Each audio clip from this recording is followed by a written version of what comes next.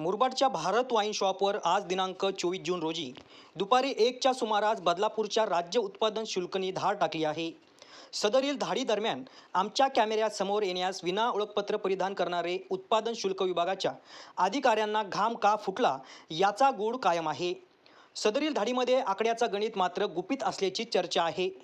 घटनास्थळी आम्ही अधिकाऱ्यांशी संपर्क साधला असता उडवाउडवीचे उत्तर देऊन तोंडावर हात फिरून पळ काढल्याचे चित्र कॅमेऱ्यात कैद झाले आहे।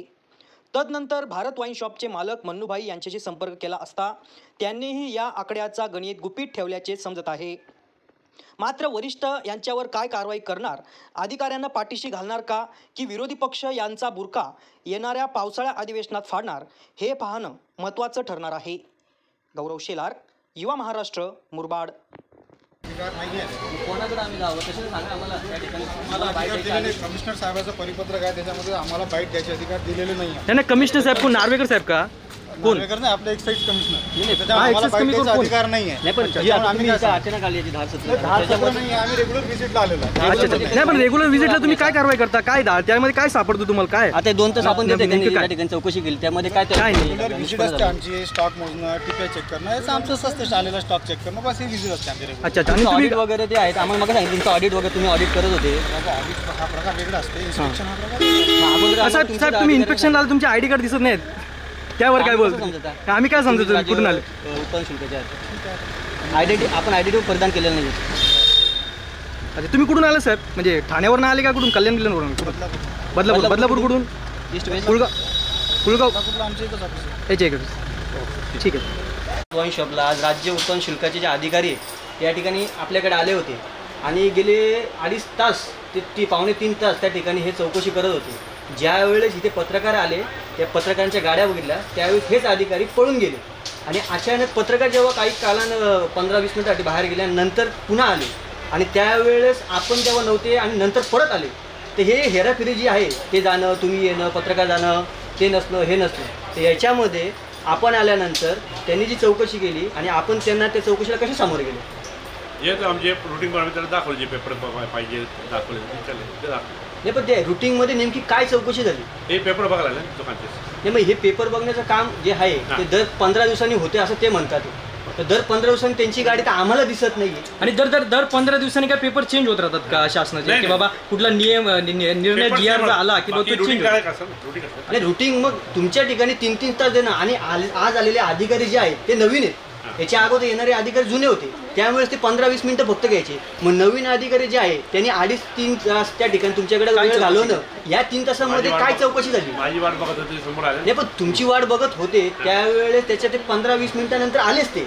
मग तिथून ते आल्यानंतर तुम्ही आल्यानंतर जे काय 1.5-2 तास त्यांनी घालवले, 1.5 तास जे घालवले, मग त्याच्यामध्ये तुमच्याशी काय चर्चा केली? त्यांनी काय वाचलं केलं? ते सगळे जे पेपर वाचले विचारले नाही, कारण की आमचा कॅमेरा त्या ठिकाणी तुमच्या समोर होता आणि त्यांच्याही समोर होता, त्यामध्ये ते प्रश्न विचारते घाम तुम्हाला जास्त निघायचं। मग असे काय प्रश्न विचारले त्यांनी की जेणेकरून तुम्हाला अजून पण त्या ठिकाणी घाम तुमचा गेलेला नाही? त्याच्यामध्ये असं पण आहे की आमच्या कॅमेऱ्यामध्ये तुमची लिप्स अशी दिसते की जी आकडेवारी त्यांनी ते वही घेतली, त्यामध्ये जे शेरा मारत गेले, त्याच्यामुळे त्यांनी एकाने त्या ठिकाणी आकडा हातावर लिहिला, त्यानंतर दुसऱ्या साहेबांनी हसल्यानंतर तो आकडा बघितला आणि मग त्याच्यानंतर तुम्ही तुमच्या हातावरती एक आकडा लिहिला। त्या आकड्याचा प्रकार काय? दुसरा विषय आपल्या विषयात हे जी यांची जी एक्सरसाइज वाले जे आले होते ते त्या ठिकाणी धाड जी होती ती आकड्याच्या संदर्भात होती का चौकशी संदर्भात होती? चौकशी संदर्भामध्ये जे कॉन्स्टेबल आतमध्ये होते, एक लेडीज आणि एक जेंट्स, मग ते लपले का? मग ते लपले समोर का आले? आणि जे अधिकारी आलते, बरोबर, तुमच्या चौकशीसाठी ते अधिकारी आलते, तर तुम्ही ती शहानिशा केली का हे अधिकारी ते एक्सरसाइजचेच आहेत? कारण की त्यांच्याकडे आम्ही त्यांना विचारले असतं, त्यांनी आयडी कार्ड परिधान केले नव्हते। नाही, तुमच्या ओळखीचे जरी असले तर त्यातले मुख्य जे अधिकारी आहेत हे नवीन आहेत आणि मुळामध्ये त्यांच्या गळ्यामध्ये कोणत्याही प्रकारचं आयडी कार्ड शासनाचं आयडेंटिटी कार्ड परिधान केलेलं नव्हतं। मी काय बोलू शकत नाही डिपार्टमेंट नाही, पण त्याच्यामध्ये जे नवीन अधिकारी आलेत हे कशावरून तेच अधिकारी असतील, त्यामध्ये ते तुम्हाला विचारण्याचा पुरेपूर अधिकार होता, पण तुम्ही का विचारला? आपल्याला मागे भेट झाली म्हणजे कुठंतरी कुंपण असं तुम्हाला वाटतं? साहेब तेव्हा आले नव्हते, आता विचारले आले, त्या भेटीचं कारण काय?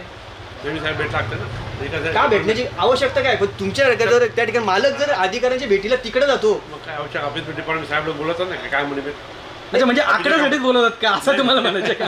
असा काय विषय आहे का? असा विषय नाही. अकरा विषय आणि जी त्या ठिकाणी जेव्हा एक्साईजवाले आले होते त्यावेळेस तुमच्या वाईन शॉपच्या समोर एक गाडी भरून आली होती, ती 5 मिनिटात गाडी गायब झाली. नाही, जो तुमचा मटेरियल होता, तुमचा मटेरियल होता, मग तो खाली का करण्यात आला त्यांच्या देखत? कसं ते अगोदर ऑलरेडी स्टॉक करतात त्याच्यामध्ये आणखी गोंधळ होईल. नाही, मग त्या गाडीचा स्टॉक त्यांनी घेतलाच नाही, कारण की ती गाडी बाहेरची बाहेर नाही, पण तिथे ते चेकिंग झाली नाही. नाही कसं मालच फ्रेश आहे ना तो, पण ती चेकिंग नाही घेतली. मग ते त्या ठिकाणी आल्यानंतर तो माल ते ग्राह्य त्या ह्याच्यामध्ये घडली का चौकशीमध्ये? होईल ना. कशी काय धरतील? कारण की त्यांनी चौकशी केलीच आणि नाही. अधिकारी बोलताना बोलून गेले की आपल्या एकाच लायसनवर 2 चालले. तो काय भानगड ती आम्हाला भानगड कळलं काय? का? की एकाच लायसनवर 2 दुकान चालवतात असे ते अधिकारी बोलत होते. असं- आम्ही असं आमच्या आहे का? कॅमेऱ्यात काहीच झालेलं आमच्या. असं- तर ते काय नक्की भानगड काय दुसरं दुकान कुठे चाललं असं आता त्या अधिकाऱ्यांना माहिती. त्या अधिकारी मला माहिती आहे, तुमचं म्हणून एकच गेले लायसन की आहे, तुम्ही लायसनच्या एकच लायसन संदर्भात- या ठिकाणी या दुसरं लायसन- लायसन तोच लायसनवर कसं दुकान चालू केलं? नाही, नाही. असं या अधिकाऱ्यांची या लायसन संदर्भात अधिकाऱ्यांनी तुम्हाला मला या- माझ्या या- याच्यामुळे माझ्या एकच चालू आहे. नाही, या लायसन संदर्भात अधिकाऱ्यांनी तुम्हाला काही प्रश्न विचारले होते? त्या ठिकाणी आम्ही त्या ठिकाणी प्रश्न ऐकले आणि ऐकले त्या आम्ही. ठिकाणी आमच्या त्या ठिकाणी कॅमेऱ्यात कैद आहेत. तर त्याबद्दल तुम्ही काय सांगाल? लायसनचा प्रकार काय? त्याच्यामुळे ते येतात रुटीन हिशोबाने येतात. तर त्यांची रुटीन जी आहे ते म्हणतात आम्ही 15 दिवसांनी येतो. 15 दिवसांनी तर तुमची त्या ठिकाणी सगळ्या गोष्टी चेंज होत नाही ना. मग ऑडिट प्रकार काय? ऑडिटसाठी ते आले तर तुम्ही ऑडिट काम आहे ते करणार ते. नाही, त्यातले काही पोलीस अधिकारी म्हटले की हे आम्ही ऑडिटसाठी आम्ही ते करतो. बरोबर आहे, ऑडिटसाठी करत असताना मग तुमचे ऑडिटचे प्रकार किती आहेत? 2 आहेत का 4 आहेत? एक्साईज असते वेगळी असते, हां. इन्कम टॅक्स वेगळी असते, सीएची वेगळी असते, ओके. मग यांना अकाउंटची वेगळी असते. यांची अकाउंटची वेगळी असते. हां. मग अकाउंटच्या वेळेस मोठे अधिकारी नव्हते, हवालदार त्या ठिकाणी जे हे होते कॉन्स्टेबल होते, ते तुमच्या समोर सगळे समोर होते नाही, मग त्यांनीच चौकशी केली. मग त्यावेळेस मोठे अधिकारी त्या ठिकाणी थांबले का नाही? तुमच्या समोर होते, तुम्ही वाईट तुम्ही मी तर बाहेर नव्हतो, तुमच्या समोर नाही, बसले त्यांनी सगळे. तर त्या ठिकाणी आम्ही प्रश्न विचार केले तर त्यांनी असे हात दाखवून ते पुढे गेले, कारण की त्या ठिकाणी आम्हाला असं आम्हाला प्रश्न विचारत होता नेमकी त्यांनी ते जेवढं तेवढं त्याच्याकडे होतं. आम्हाला आमच्या प्रश्न हातात काय? विचारायचा होता की आम्ही- आकड्याचा प्रकार काय आहे? त्या आम्ही ठिकाणी केलंय. गाडी पुढे आमच्या गेली. जेव्हा आम्ही खुलासा केला ना, नाही, तुम्ही केला, पण कसं आहे माहिती आहे का, तुम्ही मालक आहात शेवटी. कुठलाही मालक आपल्या अंगावर खेचून घेणार नाही, घेतील नाही. पण अधिकारी तो देखील आपल्या अंगावर खेचून घेणार नाही. त्याच्या अगोदर प्रश्न विचार अगोदर त्यांनी तोंड दाखवून त्यांची गाडी पुढे नेली.